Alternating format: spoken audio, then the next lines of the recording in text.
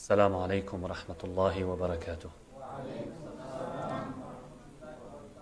Imam Ali alayhi salam in Munajat Shabaniyya says, إلهي قد جرت على نفسي بالنظر لها فلها الويل إن لم تغفر لها. My Lord, I have been unjust to my soul, for I have not looked after it. It will be doomed, O God, if you do not forgive it. أعوذ بالله من الشيطان الرجيم. بسم الله الرحمن الرحيم. الحمد لله رب العالمين والصلاة والسلام على أشرف خلق الله سيدنا ومولانا أبي القاسم المصطفى محمد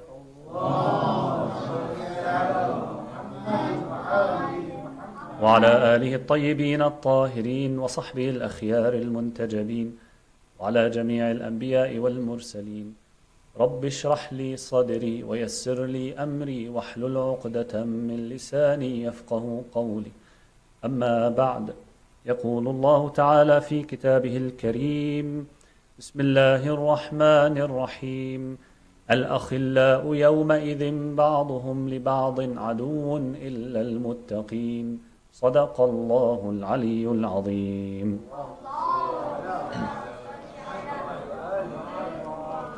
Quran chapter 43 verse 67. Close friends will be enemies to one another on that day, except the righteous, except those who are mindful of God. Imam Amir al-Mu'mineen Ali bin Abi Talib alayhi salam, as it was narrated in Nahj al-Balagha, that he said in a will to his son, he said, O son, ya bunay, إياك ومصادقة الأحمق فإنه يريد أن ينفعك فيضرك. O son, beware of befriending a fool, for he wishes to benefit you, but he ends up harming you. O son, beware of befriending a stingy. Beware of befriending a miserly person, a stingy person. For he will let you down when you are most in need of him. O son, beware of befriending a fajr, an overtly immoral person, for he will sell you for cheap. And the last, beware of befriending a liar, for he is like a mirage. He shows as near to you what is far, and as far from you what is near. No one of us chose the family that they were born into, biological family, right? This is a decision that Allah subhanahu wa ta'ala has made for us. However, we choose the type of friends that we select in our inner circle. We choose the friends that we want to identify with, the friends that we want to hang out with, the friends that we want to allow into our social life. When we say a friend of yours is not just someone whom you see occasionally, at work, maybe once in a while. No, a friend of yours is someone whom you open up to, and they open up to you. Is someone whom you allow to your private circle. Is someone who maybe you expose your private matters in front of. Someone whom you feel comfortable in front of. You don't maybe put any facade or any shield. You feel very comfortable. You feel maybe you won't be judged. Someone whom you identify with. A friend is someone with whom your relationship reaches a stage of closeness that you become influenced by them and they also become influenced by you. So these are friends. Now Imam Ali alayhi salam in this saying, when he says, look, beware of befriending this 4 types of people, or one of these 4 types, of course we will engage with people around us who might be a fool, or who might be a miser, or who might be a fajr, overtly immoral, or who might be a liar, right? We might interact with these people. But he's saying, look, when you want to select someone as a friend, beware of these 4 people. Of course, when we want to be careful of 4 types of people, first and foremost, we need to ensure that we are not of these 4 types of people.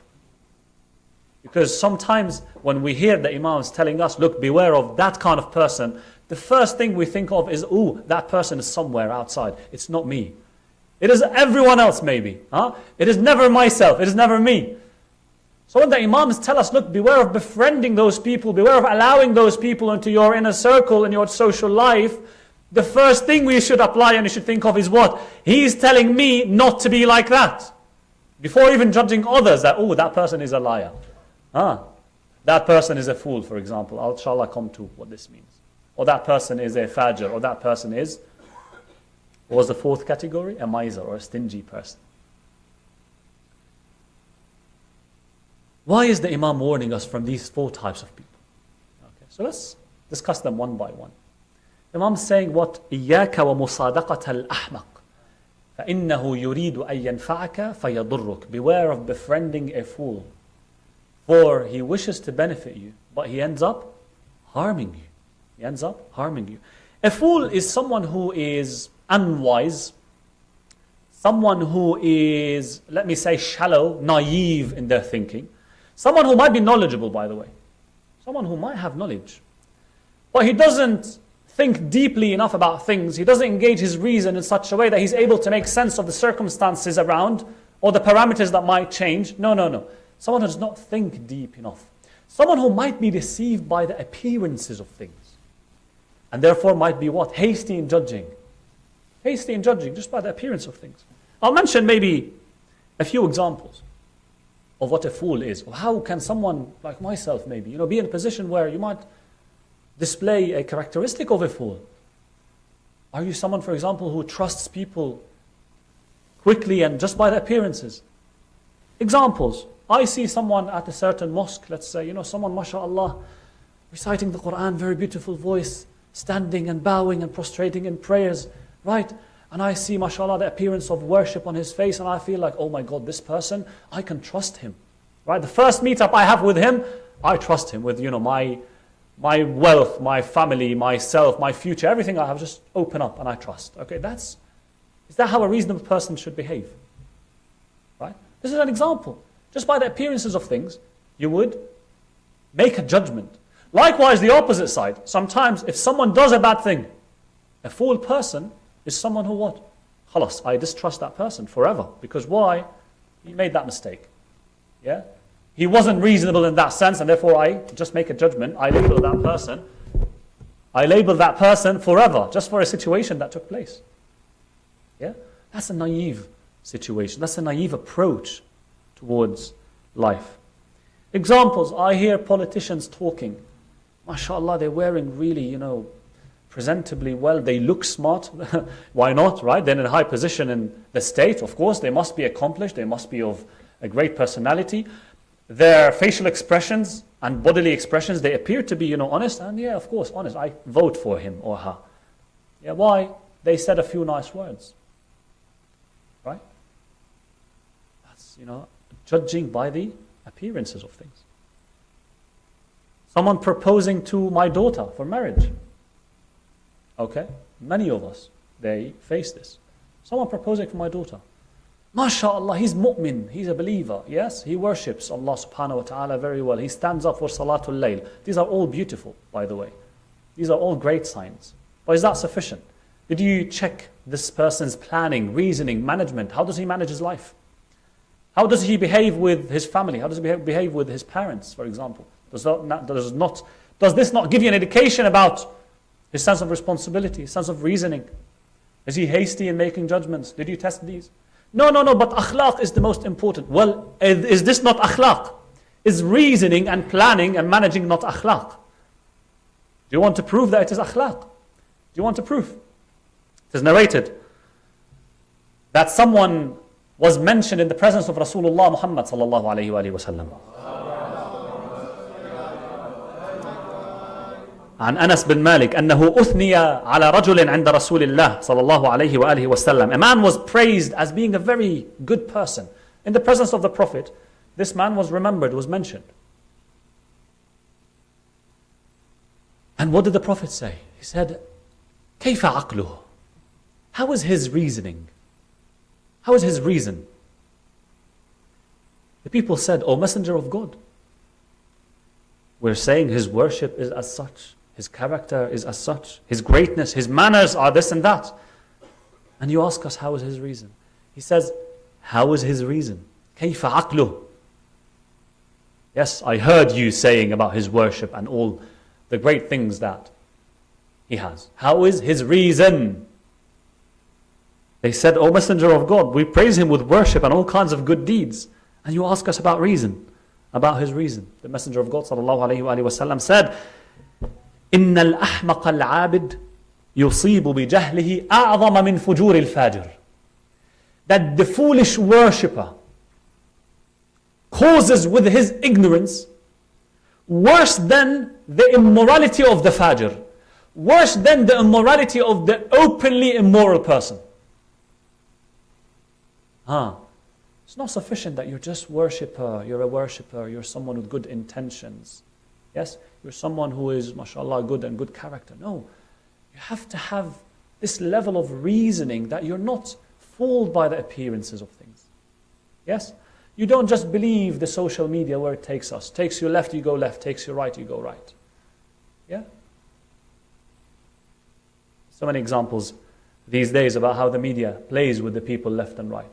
And sometimes some games they've been working for quite some time. That if you criticize, for example, the state of Israel, if you criticize, you're labeled anti-Semitic. And you see it now in the States as well. You see, mashallah, students, Allah bless them, yeah, standing a stance of righteousness. But now you see, because they are, mashallah, being effective, you see the president of that state of Israel and the prime minister all addressing the people of America, yes? With what? That's anti-Semitic, that's anti-Jewish. No one talked about any Jewish or anti-Semitic sentiments, right? They're saying to stop the massacres, yeah? Some people were fooled by these kind of slogans, that yes, this is anti-Semitic. Right? So, many are the examples. So why is the fool as such? Someone who gets deceived by slogans, by appearances. It could be because of lack of experience. Lack of experience. Yeah, someone who's not experienced are more prone to what? Making mistakes, falling into these kind of traps, and then they learn and then they become more experienced. And this is where it's important to learn from those who are more experienced than you. So why does the Imam, salamullahi alayhi, say, look, this person you have to avoid as a friend? Look, the fool, the naive person, is someone who's not necessarily malicious. Imam is saying, يُرِيدُ أَنْ يَنْفَعَكَ. He wants to benefit you, truly. He has pure intentions. If you look at a certain person whom the Imam describes as a fool, maybe this person is someone whom, when you see, you say, oh God, that's such a pure heart. That's such a pure person. Someone who has no bad intentions. Oh God, make me like him or like her. So much purity. But the question is not that. The question is not a question of pure intentions and pure heart only. So someone who, in the matters of practice, the way they approach issues is shallow. It's shallow. Does not involve, does not consider different parameters. Does not consider depths of things. Because of that combination of what? The shallow experience plus the good, pure intentions, these things together could lead you as a friend of that person to a position where this person genuinely wants to benefit you but ends up harming you. This person genuinely wants your interest, genuinely wants you to maybe make some money, and he tells you, look, go and put your money in that kind of investment with that person. He's pious, he's good, give him your money, right? He wants to benefit you. He truly wants what is your interest is in, why he ends up harming you. He ends up taking you in a position where you're not supposed to be. That's why we see narrations like the one attributed to Amir al-Mu'mineen Ali bin Abi Talib alayhi salam, where in the narration he says, احذر الأحمق فإن الأحمق يرى نفسه محسنا وإن كان مسيئا. Beware of the fool, because he or she thinks that she's a good doer when she's an evil doer. Think he's doing good. Why? My intentions are good. Well, your intentions are not sufficient. Not sufficient. You need to think more deeply. That was the first type that Amir al-Mu'mineen salamullahi alayhi is warning us warning us from befriending the fool. Yes, a person who is naive. Second, يا بني وإياك ومصادقة البخيل فإنه يبعد عنك أحوج ما تكون إليه.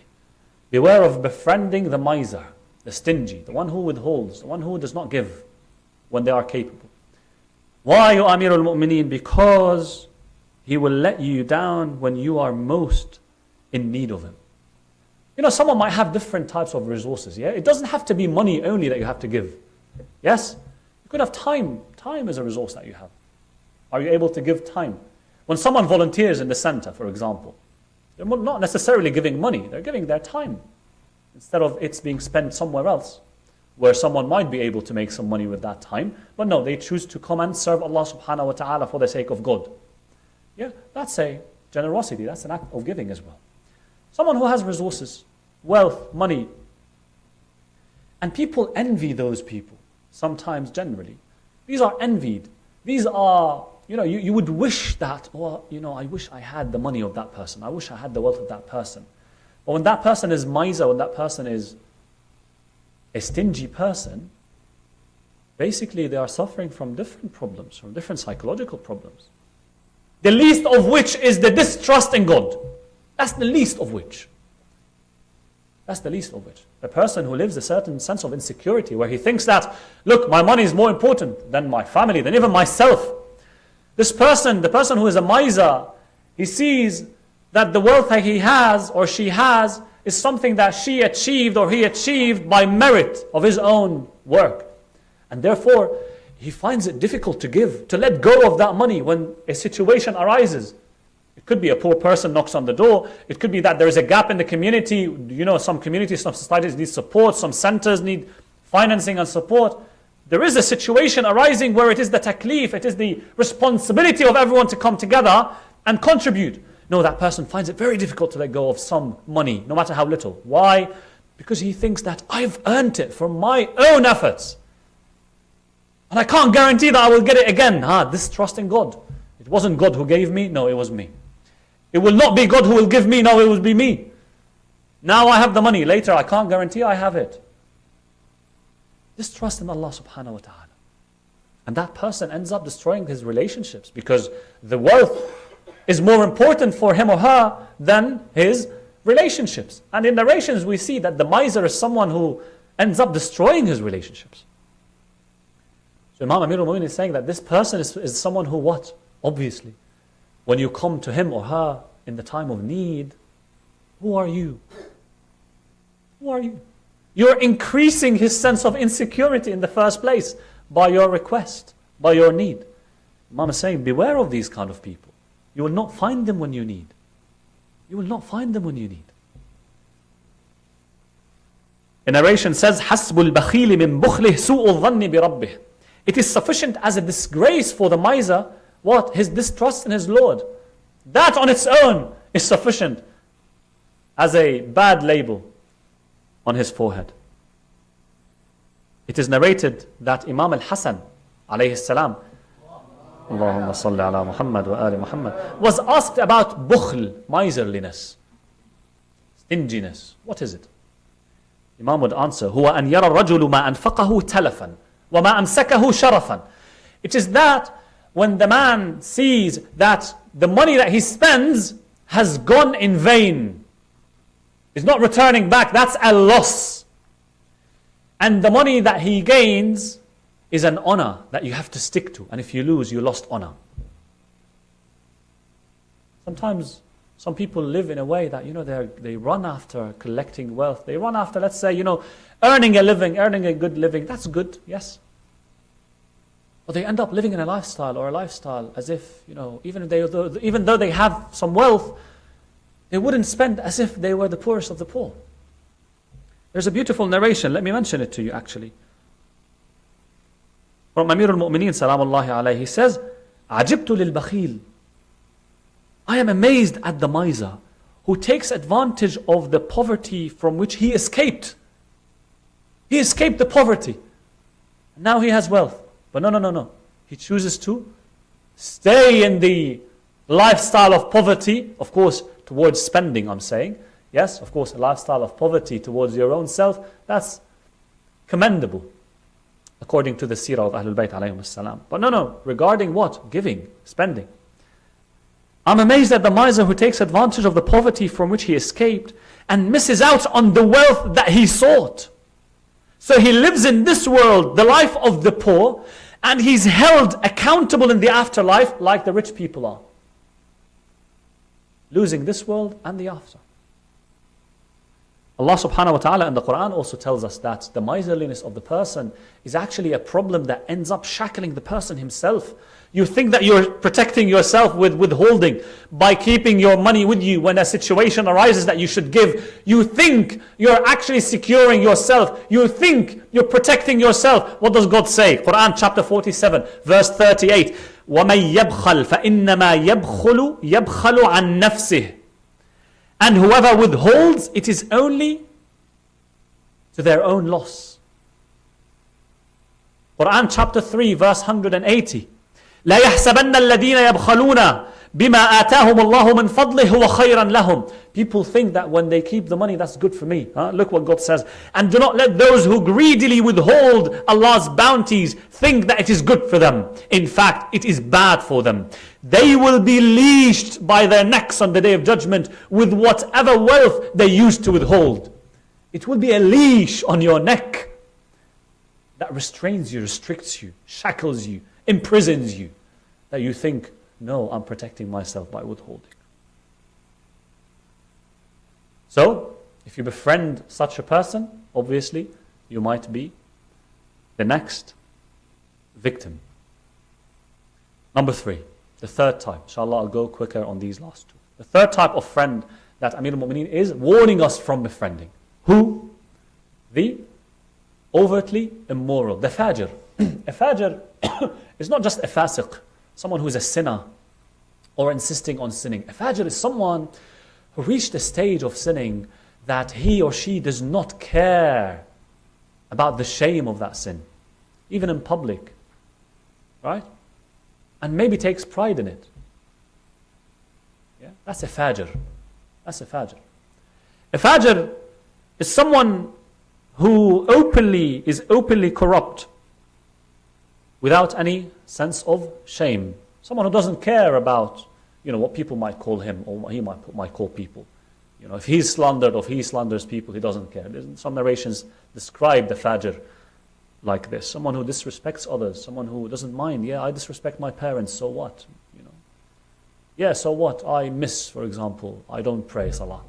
And I'm proud of it. Why should I? Yeah, and they argue for their sins, actually. May Allah protect us all, insha'Allah, and guide us all. So if such a person does not respect Allah subhanahu wa ta'ala, does not respect the command of God, why should he respect you? Why should he respect you and your friendship? And why would he or she not sell you and your friendship for cheap? Like Amir al-Mu'mineen, salamullahi alayhi, says. How can you trust such a person? There's no principles that would guide them. Imam tells us, beware of befriending that type of people. The fourth type, Imam is saying, وَإِيَّاكَ وَمُصَادَقَةَ الْكَذَّابِ. Beware of befriending the liar. Beware of befriending the liar. فَإِنَّهُ كَالسَّرَابِ. For he's like a mirage. You know what a mirage is? Sajjad, you know what a mirage is? No. Does anyone know what a mirage is? Yeah. Ahsan, yeah. Ahsan, sarab, yeah. Have you been in that situation where you would be in a desert on a hot day, and you'd see in the horizon something like shiny, like water, as if like it's water there, or on a long road if you're driving as well on a sunny day, you might see it also there. It's something that's not real in its existence. It's not water, right? But it's an optical illusion. It's an optical illusion that gives your mind the signal about something that doesn't have a reality. Imam is saying, look, if you have a liar in your social circle, his effect will be like this mirage. A liar does not present to you the actual reality. If something is far from you, he resembles it to you as if it is near from you. Something that is deceptive. He's deceptive. Such a friend is a deceptive friend. Sometimes we don't just befriend this type of people, by the way, brothers and sisters. Sometimes we vote for them. Sometimes we vote for them. Sometimes we select them as our representatives. The liars. Imam Amir al-Mu'mineen Salamullah alayhi, when he tells us about these 4 stages of befriending, or 4 types of friends that we should avoid, we should apply them, of course, to our individual levels. But we should think also that we should apply them at the community levels as well. We need to make sure that our communities do not support or do not generate situations where liars are promoted, where overtly corrupt people are promoted, where those who are miserly are promoted, or, as Amir al-Mu'mineen says, those who are full are also promoted. We need to ensure that. So the liar, make sure that you don't have a liar in your social circle. Of course, be sure that you are just in the way you judge people. Yeah? Someone, for example, you saw that he tells a lie, that's not a liar, right? That's someone who made a sin. That's someone who sinned, who made a mistake. But be sure when you judge someone to be a liar and you exclude them from your social circle, be sure that this person is indeed a liar who actually is like a mirage to you. We need to make sure that we judge justly as well, brothers and sisters, right?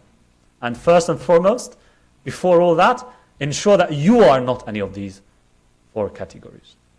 It is narrated that Rasulullah sallallahu alaihi wasallam also said about